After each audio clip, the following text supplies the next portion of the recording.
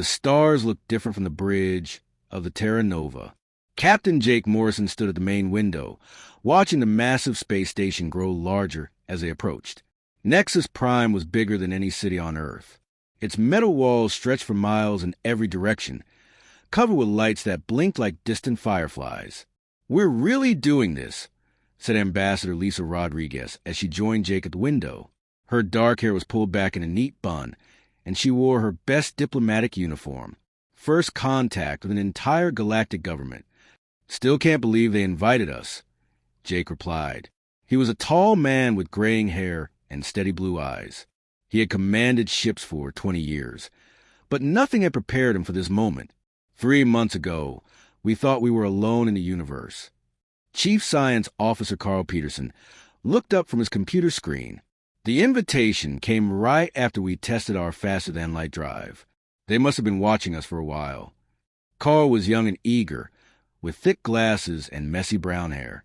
He had studied every piece of alien communication they received. The communication had been simple but clear. The Galactic Council wanted to meet with Earth's representatives. They said humanity had reached an important milestone by developing FTL travel. The message promised friendship and knowledge, sharing with 12 different alien species. Jake pressed the communication button. "Nexus Prime Control. This is the Earth vessel Terra Nova requesting docking permission." A strange voice answered immediately. It sounded like music mixed with electronic sounds. "Earth vessel, you are clear for docking Bay 7. Welcome to Nexus Prime." The docking process took an hour. The alien station's technology guided their ship automatically into a massive hangar. Jake watched through the cameras as huge mechanical arms reached out to secure the Terra Nova. The hangar was filled with ships he had never seen before. Some looked like crystal formations, others like giant insects made of metal. "The air composition is safe for humans," Carl reported. "Temperature is comfortable too. They really prepared for our visit." Lisa checked her diplomatic bag one more time. "I have the signed documents from every nation on Earth. We're authorized to speak for all of humanity." She looked nervous but determined. They left the ship wearing their best uniforms and breathing masks as a precaution. The docking bay was enormous, with a ceiling so high it disappeared into shadow. Alien workers moved around the other ships, but they all stopped to stare at the humans. A group of beings approached them. Jake had studied the pictures, but seeing them in person was still shocking. The leader was a Vortani, tall and thin like a living shadow. Its body seemed to shift and flow as it moved. Behind it came representatives from the other council species. "Welcome, humans," the Vortani said. Its voice came from everywhere at once. "I am Council Speaker Thexmore. We have waited long to meet your species." Lisa stepped forward. "Thank you for inviting us. I'm Ambassador Lisa Rodriguez, representing Earth and all humanity. This is Captain Jake Morrison and Chief Science Officer Carl Peterson. Please, follow us to the council chambers," Thexmore said. "The full council waits to meet you." They walked through corridors that seemed to stretch forever. The walls showed moving pictures of different worlds and species. Carl kept stopping to stare at everything, while Jake watched for any signs of danger. Lisa practiced her speech in her head. The council chambers were breathtaking. 12 different areas surrounded a central platform, each designed for a different species. Some areas were filled with water, others with different colored gases. The technology that allowed them all to breathe and communicate was beyond human understanding. "Humans of Earth," Thexmore announced as they entered. "The Galactic Council recognizes your achievement in faster-than-light travel. This is an important day." Jake felt proud as he looked around at the alien representatives. Humanity had done something amazing. They had joined the galaxy's civilized species. Lisa began her prepared speech. "On behalf of Earth, we thank the Council for this invitation. Humanity is eager to learn and contribute to galactic civilization. We bring gifts of art, music, and knowledge from our world." The council members listened politely as she spoke about Earth's cultures, its diversity, and its hopes for the future. When she finished, Thexmore floated closer to the platform where they stood. "Your presentation is interesting," the Vortani said. "However, we must discuss a serious matter. The Council has studied your species extensively. We have watched your wars, your violence, your aggressive expansion across your own planet. Jake felt a cold chill run down his spine. This was not going as expected. Humans are too dangerous to join our civilization, continued another council member, this one looking like a giant insect. Your species solves problems with violence. You compete instead of cooperate. You are unpredictable. Lisa stepped forward. But we've moved beyond that. Humanity has united. We've ended global wars. We're ready to be peaceful members of the galactic community. Perhaps, said Thexmore, but we cannot take that risk. The Council has decided that humanity will be contained to your solar system. You may develop there, but you cannot expand beyond it. Contained? Jake asked, you mean trapped? For the safety of the galaxy, yes. The insect being clicked, we will place monitoring stations throughout your system. Any attempt to leave will be prevented. Carl looked at his scanner and went pale. Captain, I'm reading massive energy signatures throughout the system. There are ships everywhere, hiding in the asteroid fields. The trap was revealed. Jake realized they had been brought here not as honored guests, but as prisoners being told their sentence. This is not acceptable, Lisa said firmly. Humanity will not agree to imprisonment. You have no choice, Thexmore replied. The containment barriers are already being positioned. Your little ship is surrounded by our fleet. We hoped you would accept this peacefully. Jake's military training kicked in. He grabbed Lisa's arm and nodded to Carl.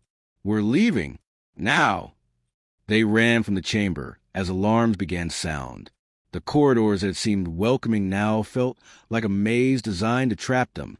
Alien security forces moved to cut them off, but Jake had memorized their route. The docking bay, he shouted as they sprinted down the final corridor. They reached the Terra Nova just as the first energy blast hit the hangar walls. Jake threw himself into the pilot seat, while Carl fired up the engines. Lisa strapped herself in as the ship lifted off. They're powering up weapons, Carl reported. Jake pushed the engines to maximum as they flew out of the hangar. Space around Nexus Prime was filled with alien warships, just as Carl had detected. Hundreds of them, all turning toward the small human vessel. Jump to FTL, Jake ordered. I'm trying, Carl replied. They're jamming our systems. Energy blasts filled the space around them. Jake flew the Terra Nova like a fighter, dodging between the massive alien ships. Finally, Carl managed to break through the jamming. FTL in 3 seconds. The stars stretched into lines as the Terra Nova jumped away from Nexus Prime. They had escaped. But Jake knew this was only the beginning. Behind them, the Galactic Council's fleet was already moving toward Earth. The trap had been sprung, but somehow they had gotten away to warn their home planet. Now humanity would face its greatest test. The emergency meeting room in the White House had never seen anything like this. President Helen Carter sat at the head of a table surrounded by world leaders appearing on screens from every continent. The room buzzed with tension as Captain Jake Morrison finished his report. So they want to cage us like animals, said President Carter. She was a strong woman in her 50s, with silver hair and sharp green eyes. And they have thousands of ships to make sure we stay caged. Admiral Ryan Brooks stood up from his chair.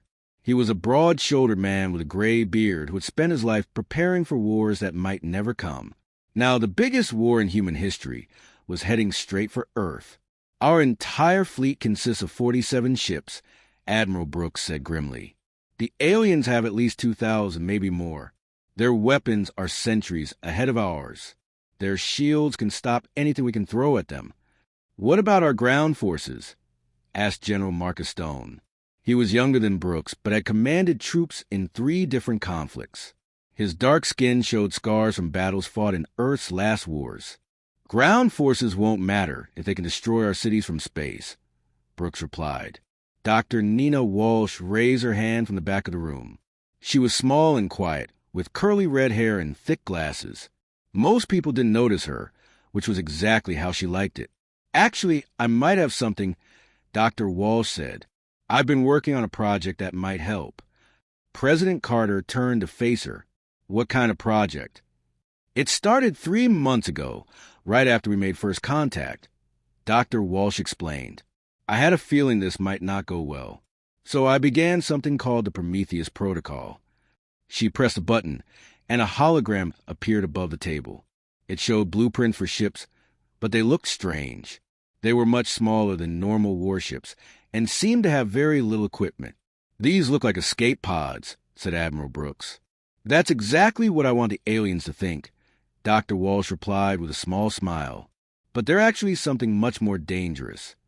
She changed the hologram to show the inside of one of these ships. Instead of heavy weapons or thick armor, it was filled with equipment for keeping humans alive in space. Each ship carries 50 volunteers in specialized combat suits. They're designed for one mission only, to get our people close enough to board enemy ships. The room went quiet. Everyone stared at the hologram. Boarding enemy ships? Asked President Carter. That sounds like suicide. Maybe, admitted Dr. Walsh. But it's the one thing the aliens won't expect. Their technology is built to fight other high-tech enemies. They use energy shields to stop weapons and missiles, but shields can't stop people. General Stone leaned forward. You want us to fight spaceships with soldiers? Think about it, Dr. Walsh continued. These aliens have been peaceful for thousands of years. They've never fought a real war. They've never had enemy troops inside their ships. Their automated defenses won't know how to handle boarding parties. Admiral Brooks looked skeptical.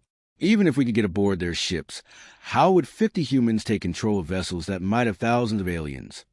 Because those aliens have never been in a real fight, said Commander Amy Foster from her seat near the wall. She was a Special Forces officer with short blonde hair and muscles that showed through her uniform.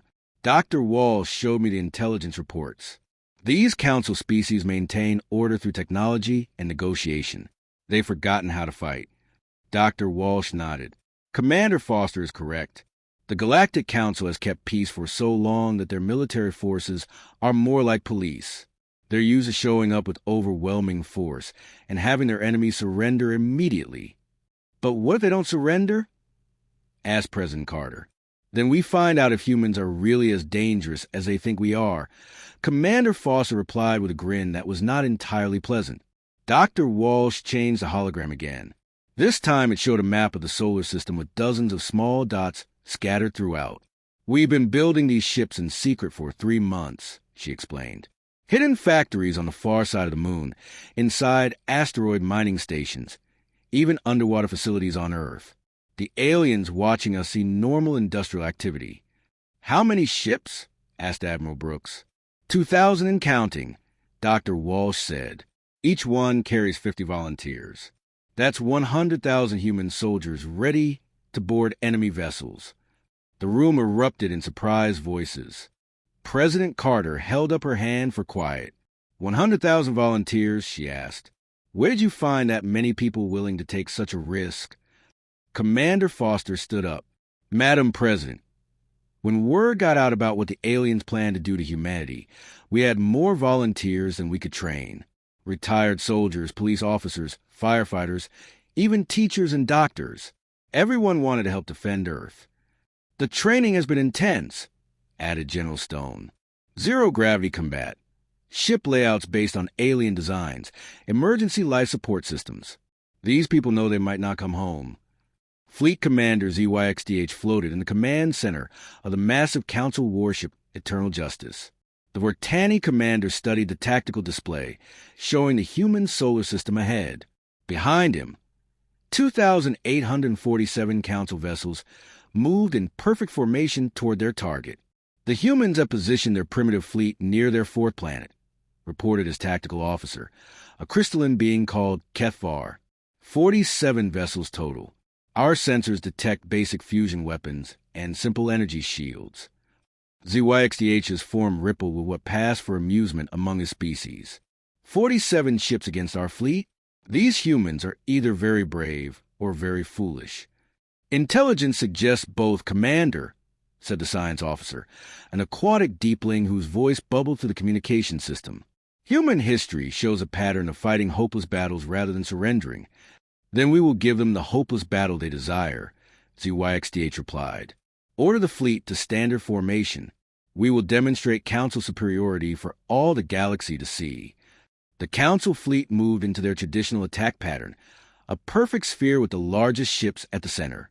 This formation had intimidated enemies for 1,000 years. It showed overwhelming firepower, while providing maximum protection for each vessel. On the human flagship Defiance, Captain Barry Logan watched the alien fleet approach. He was a veteran of Earth's space forces, with gray hair and steady hands, and had piloted ships through 3 different wars. But this was unlike anything he had ever faced. "They're not even trying to hide their numbers," said his first officer, Lieutenant Kate Murphy. She was young, but had proven herself in several skirmishes with pirates in the outer system. "It's like they want us to see how outgunned we are." "That's exactly what they want," Captain Logan replied. Admiral Brooks was right. "They're trying to intimidate us into surrendering without a fight." He opened the communication channel to broadcast to his small fleet. "All ships, this is Logan. Remember the plan. Make it look desperate, but not too desperate. We need them to come closer." The first human ships to engage the Council fleet were small patrol boats. Captain Sam Roberts led 3 of them in a direct attack on the alien formation's outer edge. The boats fired their fusion missiles at maximum range, then immediately began evasive maneuvers. The Council ships barely noticed the attack. Their energy shields absorbed the human weapons without taking any damage. Return fire from just one alien vessel completely destroyed Roberts' boat and damaged the other 2. "Human vessel is destroyed," reported Kethvar without emotion. "Their weapons cannot penetrate our shields." As expected, ZYXDH said, "Continue advance. Let them waste their ammunition on our defenses." More human ships moved to attack, but they seemed poorly coordinated. Captain Lisa Torres led 5 destroyers in a flanking maneuver that brought them within range of the Council fleet's secondary weapons. The aliens fired precisely measured shots that disabled 3 human ships without destroying them. "They're trying to preserve their forces," observed the science officer. "Admirable, but futile." Captain Logan listened to the stage radio communications between his ships. The actors among his crew were doing their jobs perfectly, broadcasting messages that sounded like panic and confusion. "Command, this is Torres. We're taking heavy damage. Request immediate support." "Negative, Torres. Fall back to secondary positions." "Sir, they're jamming our communications. I can't reach half the fleet." The Council intercepted every transmission. To them, it sounded like a military force falling apart under pressure. "The humans are breaking formation," reported Kethvar. "Several vessels are retreating toward their home planet." ZYXDH studied the tactical display. The human fleet was scattering in what appeared to be panic. Some ships fled toward Earth. Others tried to hide behind the larger moons of the gas giant they had been defending. "Perfect," the Vortani commander said. "Order the fleet to pursue. We will destroy them before they can reach their planet." The Council fleet accelerated, moving deeper into the human solar system. Their formation remained perfect as they chased the fleeing human vessels. This was exactly how the Council had won every previous conflict. Overwhelming technological superiority that forced quick surrender or easy victory. Admiral Brooks watched from his hidden command center on the far side of Earth's moon. The lunar base had been carved out of solid rock and was invisible to alien sensors.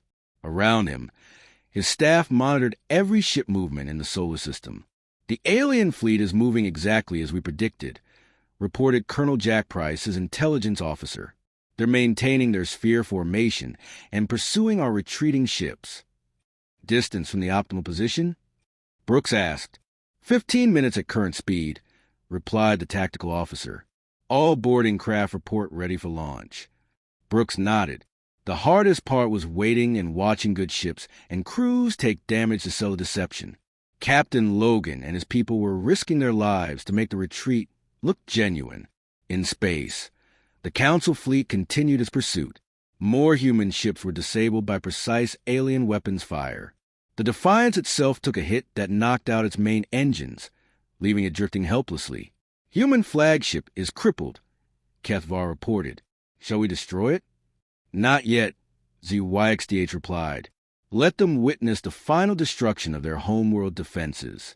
Fear is a useful tool for keeping other species in line. The alien fleet moved past the crippled human vessels. Their attention focused on the retreating ships ahead. They had no idea that those damaged ships were exactly where they needed to be. Dr. Nina Walsh monitored quantum signatures from her laboratory deep beneath Earth's surface. Her instruments showed the exact position of every alien vessel in the system. She had been tracking them since they entered the outer system's edge. "Fleet Commander," she spoke into her communicator to Admiral Brooks. "Enemy formation has reached optimal density. All alien ships are now within the engagement zone." "Copy that, Doctor," Brooks replied. "All units, this is Overwatch. Execute Prometheus Protocol. I repeat, execute Prometheus Protocol." Throughout the solar system, hidden launch bays opened. From asteroid mining stations, concealed lunar facilities, and camouflage platforms floating in the gas giants' rings, thousands of small craft began launching. Each one carried 50 human volunteers in combat suits, all moving toward the Council fleet. The alien sensors detected the launches immediately, but the readings made no sense. "Commander, I'm detecting massive launches from throughout the system," Kethvar reported, confusion clear in his crystalline voice. Thousands of small craft, but they appeared to be escape pods or cargo vessels. ZYXDH studied the sensor readings. "Are the humans evacuating their colonies?" "Unknown, sir. The craft are not fleeing the system. They appear to be heading directly toward our fleet. Toward us." ZYXDH was puzzled. "Are they attempting some kind of suicide attack?" The science officer analyzed the approaching vessels. "Commander, these craft have minimal weapons, no significant shielding, and basic propulsion. They pose no threat to our vessels." "Then ignore them," ZYXDH ordered. "Continue pursuit of the main human fleet. We will deal with whatever these vessels are after we complete our primary mission." The Council fleet maintained course toward Earth, completely unaware that humanity's real weapon was now surrounding them. The alien commanders had centuries of experience fighting conventional enemies with conventional tactics. They had no idea that they were about to face something completely outside their understanding of warfare. Captain Logan, drifting in his damaged ship, smiled as he watched the alien fleet pass by. The Defiance was badly hurt, but his crew was alive and the mission was working perfectly. "All stations, this is Logan." He broadcast to his scattered fleet. "Phase 1 complete. Enemy fleet is in the trap. All units prepare for Phase 2. The Council fleet continued toward Earth, confident in their overwhelming superiority. Behind them, thousands of small human craft moved silently through space, carrying the most dangerous cargo the galaxy had ever seen. Human soldiers who had volunteered aboard alien ships and teach the Galactic Council what real warfare looked like. Captain Susan Hayes gripped the controls of her boarding craft as it approached the alien warship Crystal Dawn. Behind her, 49 other human soldiers checked their weapons and breathing equipment one final time. Each wore a specialized combat suit designed for fighting inside alien vessels. "Remember, people," Susan said over the team radio. "These aliens have never been boarded before. Their security systems won't know how to handle us. Hit hard, move fast, and take control of their bridge." Her craft was one of thousands now, surrounding the Council fleet. The aliens still didn't understand what was happening. Their sensors showed the small human vessels approaching, but their computers classified them as escape pods or cargo containers. On Eternal Justice, Fleet Commander ZYXDH watched the tactical display with growing confusion. The human craft were not behaving like any weapon system he had ever encountered. "They're not firing at us," reported Kethvar. "Some of them appear to be attempting to dock with our ships." "Dock with us?" ZYXDH was baffled. "Are they trying to surrender?" "Unknown, Commander. The craft are too small to carry significant numbers of personnel for surrender negotiations." Lieutenant Troy Parker led another boarding team toward a Council destroyer. His team had trained for 6 months in zero-gravity combat. They knew every type of alien ship, designed from stolen intelligence reports. 30 seconds to contact. Troy announced his team. "Remember, their doors will open to standard override codes. Dr. Walsh's people cracked their security protocols weeks ago. What if they change the codes?" asked Sergeant Mike Collins, a former Marine who had volunteered for the most dangerous mission of his life. Then we blow them open, Troy replied. Either way, we're getting inside. The first boarding craft made contact with Council ships throughout the fleet. Human soldiers attached magnetic clamps to alien hulls and began cutting through outer doors with plasma torches. The alien vessel's computer systems detected the breaches but classified them as minor hull damage rather than enemy assault. Inside the Crystal Dawn, the ship's automated defenses remained silent as Susan's team entered through an airlock. The alien crew didn't even know they were aboard. "Bridge is 3 levels up," Susan whispered to her team. "Move quietly until we're in position, then hit them fast." The human soldiers moved through corridors designed for crystalline beings. Everything was oversized and made of materials that reflected light in strange patterns. But the humans had studied the layouts and knew exactly where to go. Meanwhile, on dozens of other Council ships, human boarding parties were beginning their assaults. The aliens were completely unprepared for enemy soldiers inside their vessels. On the Council cruiser Harmony's voice, Lieutenant Kate Morrison led her team into the engineering section. The aquatic Deepling crew was working calmly at their stations when armed humans suddenly appeared among them. "Nobody move," Kate shouted, though she knew the universal translator would make her words understandable. This vessel is now under human control. The Deepling engineers froze in shock. In 3,000 years of space travel, their species had never been boarded by enemy forces. They had no idea how to respond. Back on the Crystal Dawn, Susan's team reached the bridge level. Through the transparent walls, they could see the ship's command crew working at their stations. The aliens had no security guards, no weapons, no preparation for assault. "Go!" Susan ordered. Her team burst onto the bridge from 3 different entrances simultaneously.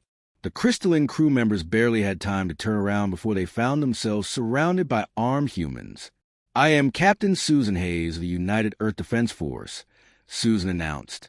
"This ship is now under human command. You will shut down all weapons and shield systems immediately." The alien captain, a tall crystal being named Quexton, stared at the humans in complete shock. "This is impossible. How did you get aboard my vessel?" "We walked in," Susan replied. "Now shut down your systems or we will shut them down for you." Similar scenes played out across the Council fleet. On the destroyer commanded by Lieutenant Troy Parker, the insectoid crew clicked and buzzed in panic as humans took control of their bridge. On Admiral Ryan Brooks' hidden command center, the reports were streaming in. Boarding teams report successful entry on over 600 Council vessels. Colonel Jack Price announced. Enemy crews are surrendering without resistance. They've never faced anything like this, Brooks realized. Their entire military doctrine is based on ship-to-ship combat. They have no training for repelling boarders. Dr. Nina Walsh's quantum communication network allowed instant coordination between all human forces. From her laboratory, she could monitor every boarding action simultaneously. "Phase 2 is exceeding all projections," she reported to Admiral Brooks. "The aliens literally don't know how to fight us." On Eternal Justice, ZYXDH finally understood what was happening as reports flooded in from his fleet. "Commander, we have enemy boarding parties on over 700 of our vessels," Kethvar reported in panic. "They appear to be human soldiers. They're taking control of ship systems." "How is this possible?" ZYXDH demanded. "Our shields should have stopped any assault craft." "The shields were designed to stop energy weapons and missiles," the science officer explained frantically. "They cannot stop individual life forms in spacesuits. Deploy security forces to repel the boarders." "Sir, most of our vessels have no security forces. The crew members are scientists and technicians, not soldiers." ZYXDH's form rippled with what his species felt when faced with the incomprehensible. The Council fleet had maintained peace for so long that they had forgotten how to fight a real enemy. Lieutenant Troy Parker's team had secured the bridge of their target destroyer. The insectoid captain, a being called Skritke, watched helplessly as humans operated his own ship's controls. "Your weapons are now under our command," Troy announced. "Sergeant Collins, target that Council cruiser at bearing 270. Sir, that's on their own ships, Collins replied. Exactly. Fire when ready. The destroyer's main cannon fired at another Council vessel, punching through its shields and causing massive damage. Across the fleet, captured alien ships began turning their weapons on vessels still under Council control. Commander, our own ships are firing on us. Kethvar reported to ZYXDH. The humans are using our weapons against us. On the captured Crystal Dawn, Captain Susan Hayes had taken personal control of the ship's main battery. She selected targets carefully, focusing on Council command vessels. This is for trying to cage humanity, she said as she fired the ship's plasma cannons at a Council battlecruiser. The alien weapon was more powerful than anything humans had ever built. It tore through the battlecruiser's shields and hull, causing explosions that lit up the dark space around them. Dr. Walsh monitored the battle from her underground laboratory. Her screen showed the quantum signatures of every ship in the battle. The tide was turning faster than even she had hoped. Admiral, over 1,000 Council vessels are now under human control, she reported. The remaining alien ships are trying to retreat, but our captured vessels are pursuing them. Admiral Brooks allowed himself a small smile. Signal all boarding teams. Tell them they've done the impossible. On Eternal Justice, ZYXDH faced a situation no Council commander had ever encountered. His mighty fleet was being destroyed by an enemy that fought in ways they had never imagined possible. Order all remaining vessels to retreat, he commanded. We must escape before more of our ships are captured. Sir, the humans are broadcasting on all frequencies, Kethvar reported. They're demanding our surrender. Put it through. Admiral Brooks' voice filled the Council flagship's bridge. Council fleet, this is Admiral Ryan Brooks of the United Earth Defense Force. You are defeated. Surrender now, and your crews will be treated according to the laws of war. ZYXDH looked at his tactical display. Of his original 2,847 vessels, fewer than 400 remained under Council control. The rest were either destroyed or had human soldiers on their bridges. This is Fleet Commander ZYXDH, he replied. How is this possible? Your technology is centuries behind ours. Technology doesn't win wars, Brooks answered. People do, and you picked a fight with the wrong people. The remaining Council ships began to surrender one by one. Their crews had never been trained for combat and had no idea how to fight an enemy that could appear inside their own vessels. Captain Susan Hayes stood on the bridge of her captured ship and looked out at the aftermath of the battle. Hundreds of Council vessels now flew under human control, their alien crews prisoners of war. This is Captain Hayes to all human forces, she broadcast. Mission accomplished. The Council fleet is defeated. But Susan knew this was only the beginning. Humanity had won its freedom, but now they had to decide what to do with it. The galaxy was about to learn that humans didn't just fight to survive, they fought to win. President Helen Carter stood before the galaxy's largest communication array, built from captured Council technology in just 2 weeks. Behind her, technicians made final adjustments to ensure her message would reach every inhabited system in known space. We're ready, Madam President, said Dr. Nina Walsh. Every major communication network in the galaxy will receive this broadcast. Carter nodded and stepped up to the recording equipment.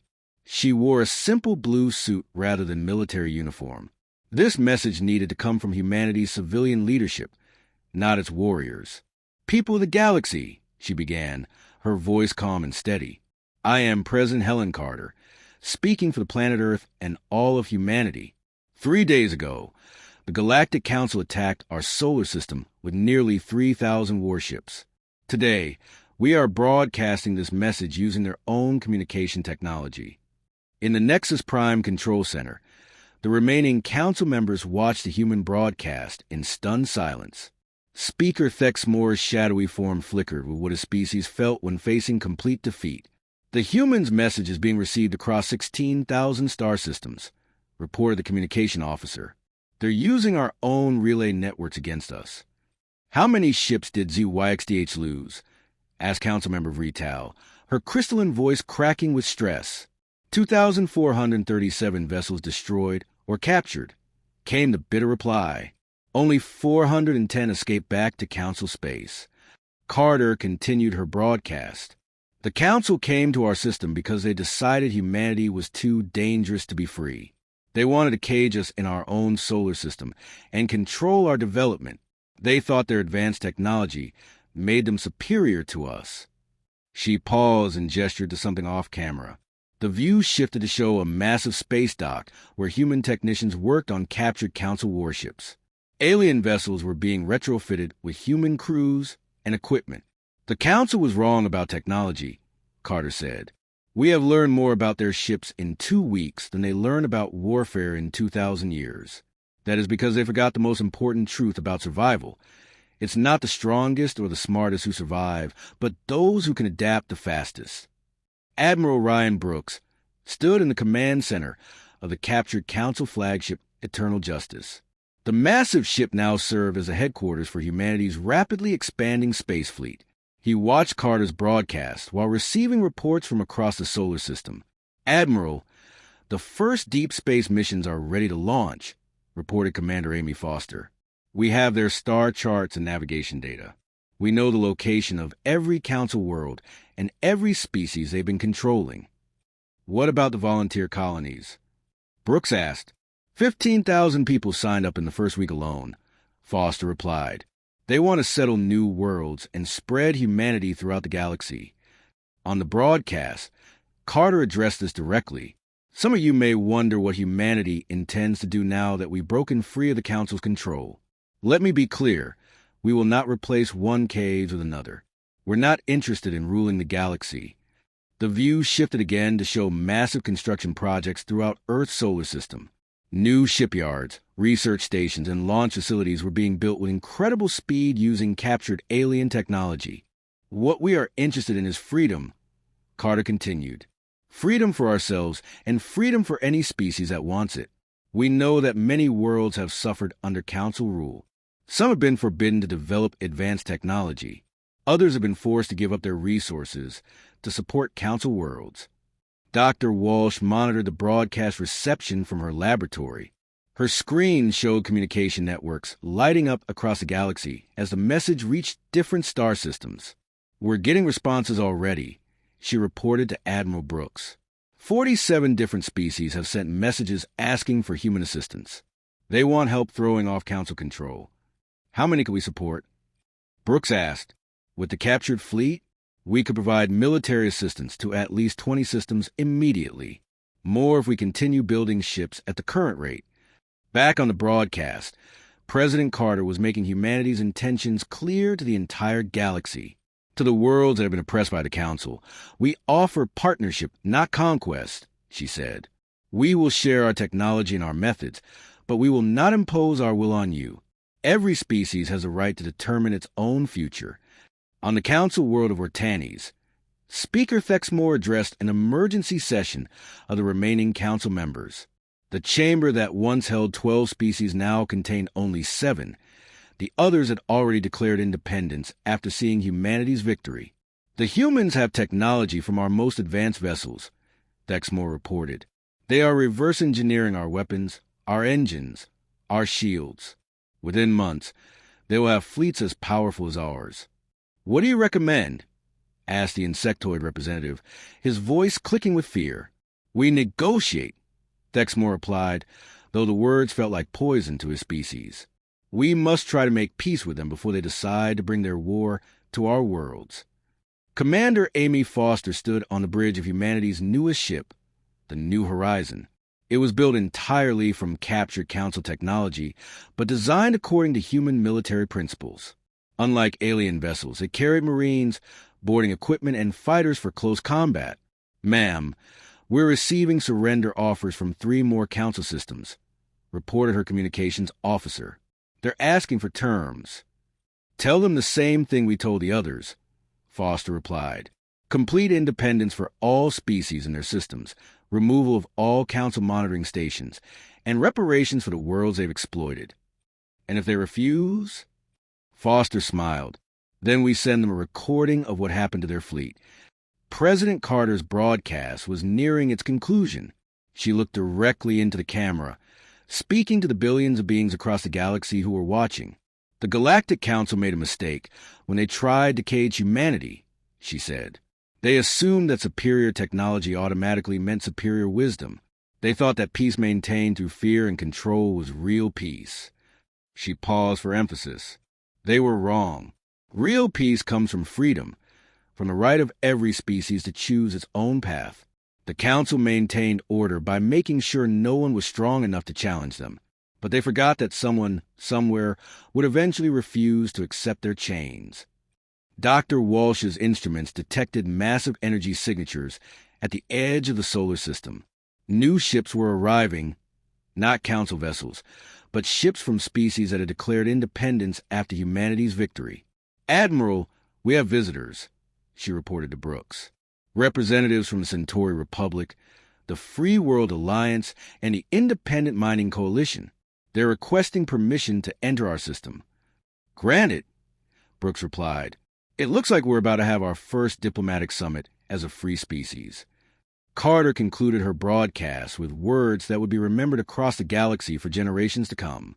"To the Galactic Council, we say this. Your time of unchallenged rule is over. To the free worlds of the galaxy, we say this. You are not alone. And to any species that still believes freedom must be earned through strength, we say this. Humanity is ready to teach that lesson to anyone who needs to learn it." The broadcast ended, but its effects continued to ripple across the galaxy. On 1,000 worlds, species that had accepted Council rule for centuries began to question why they should remain caged. Fleet Commander ZYXDH sat in his damaged command center, reading reports from across Council space. Rebellions were breaking out on dozens of worlds. Council fleets were deserting or switching sides. The government that had ruled the galaxy for millennia was falling apart. How did they do this? He asked his few remaining officers. How did a species we'd barely heard destroy everything we built? His tactical officer, one of the few who had escaped the battle at Earth, provided the answer that would haunt the Council survivors. They didn't fight the war we expected them to fight, sir. They fought the war they knew they could win. 3 months later, Captain Susan Hayes stood on the bridge of her ship as it approached a Council world that had requested human protection.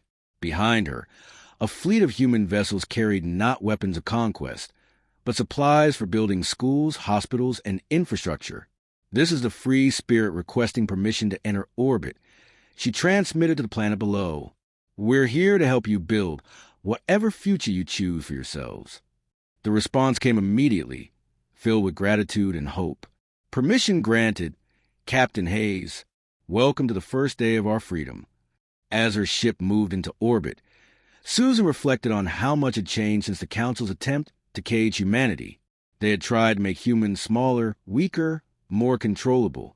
Instead, they had created something the galaxy had never seen before, a species that fought not just for survival, but for the idea that freedom was worth any price.